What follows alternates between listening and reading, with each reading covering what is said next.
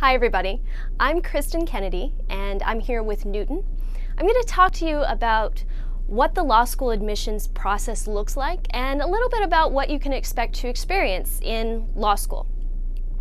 So why choose to go to law school? I mean, maybe you're thinking it's time for me to change my career. Hey, the economy is really bad and so I want to get myself in school so I can get better educated and get a better job. There are some particular things that you'll get from law school that you may not be able to get anywhere else. One of those things is an intense intellectual challenge. You'll find that the people you go to law school with are bright, they're motivated, often very interesting with diverse backgrounds. And when you're in law school classes, you'll have the opportunity to support your points of view and learn how to do that in a logical fashion. You may learn how to think logically in a way that you're not accustomed to in your everyday life. So law school can really provide a stimulating environment for you in your education, and then also can open up a myriad of possibilities for your career. So when you come out of law school, of course, you can be a lawyer. But the interesting thing is there are many opportunities open to you that don't necessarily involve the practice of law on a day-to-day basis. I mean, think about politicians. Our president, of course, was a lawyer, went and was a legal professor at Harvard, and now the leader of the free world. So consider that law school opens up possibilities not only in politics, but in public interest, in public affairs.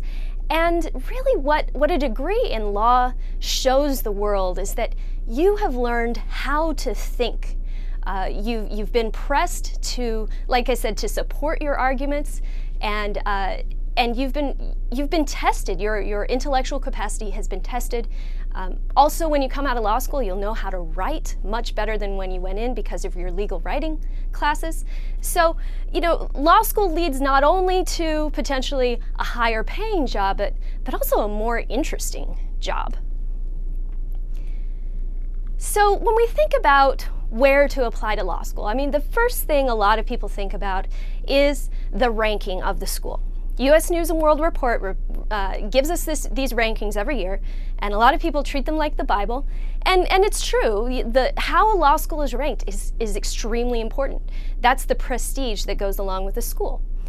But there are other factors to consider. For instance, you might want to think about whether the school is a national school or a local school. And by national, I mean that the school has a national reputation. People around the country know about that school, and it's highly respected across the country. And also, the coursework is going to be a little bit more general. It's going to prepare you to be able to take the bar, perhaps in a number of states. It won't be as state-specific, say, as a local school might be.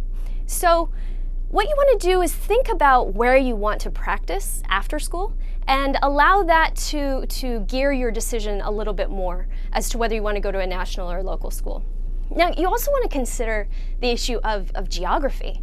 I mean, if you could go to Pepperdine and be in one of the most gorgeous environments in the country, in Malibu, and that might work well for you. You may want to surf on your time off from studying. But it also matters kind of where you would like to practice after you finish school. I mean, it makes sense to go to school in a place where you plan to stay for at least a year or two or perhaps longer afterward, because you'll be making those connections while you're in school. You'll potentially be doing clinical work, or you'll be working in internships on your summers off. So you want to think about being in the state or the region where you plan to stay, if at all possible. The other thing people don't pay too much attention to, and they should, is the school's bar passage rate. Now remember, in order to be a practicing lawyer, you must pass that state's bar.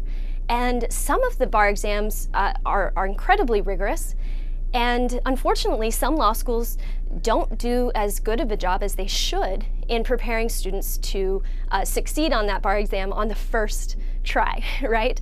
So when you're looking at the statistics for the school, pay attention to that bar passage rate. And if you have any questions, call the law school admissions office and ask, why is your bar passage rate so high? Or maybe why is it not so great? They should be able to give you a good answer. Also consider the atmosphere of the school. Some schools are known to be more competitive than others. Some make tremendous efforts to be more cooperative or to attract a diverse student body. If you're a die-hard liberal, you might want to not go to an ultra-conservative school because you might not be comfortable. On the other hand, you might want to go to a more conservative school simply because you like the intellectual challenge and you feel like it will make you stronger in terms of your viewpoints. And finally, consider the special programs at that school. Schools are known typically for what they specialize in. So for instance, let's say you want to practice family law or environmental law or sports and entertainment law. You want to find a school that has clinical programs in those areas or has professors who have published in those areas and are known for their expertise. You can gain quite a leg up in your future career opportunities if you know ahead of time what it is you'd like to study. Now, of course, a lot of people go into law school, they have no idea what it is they want to do, or they find that they have some idea going into law school and then their mind changes based on the coursework that they take. That's not a problem at all. But still, it's good to look into those special programs before you make a decision about law school. There are many different types of programs. Of course, most people go to law school full-time, 3 years. But there are plenty of part-time programs out there, and the benefit of that being that you can keep your day job, go to school at night, and pay for school perhaps as you go rather than taking out huge loans in order to get your legal degree. You might also think about joint degree programs. Probably the most popular is a JD MBA, where you can get your master's in business administration at the same time as your JD. The way that works typically is that even though a law degree on its own would take 3 years, and an MBA would typically take 2, you can usually complete both degrees in 4 years, but you'll probably have to do some summer coursework. And it's nice when a JD MBA or any other joint program is offered, the school works it out such that you can take perhaps your first year of law and then go take your first year of business and then come back and finish your law and sometimes even combine the two. So check out the joint degrees if that's something you're interested in. It's a great idea. And then you might not know about an LLM. It's a master's in law, and this will typically be a 1-year add-on to your JD. And this is primarily geared toward people who plan to teach in the legal field, or for people who really want to specialize in a particular form of law and they need that additional time. If you're interested in LLMs, that's definitely something you should ask the admissions programs about, or the admissions departments about. And then, again, sometimes if you want to specialize, that might take an extra semester of coursework, but that can make you more employable once you get out of school.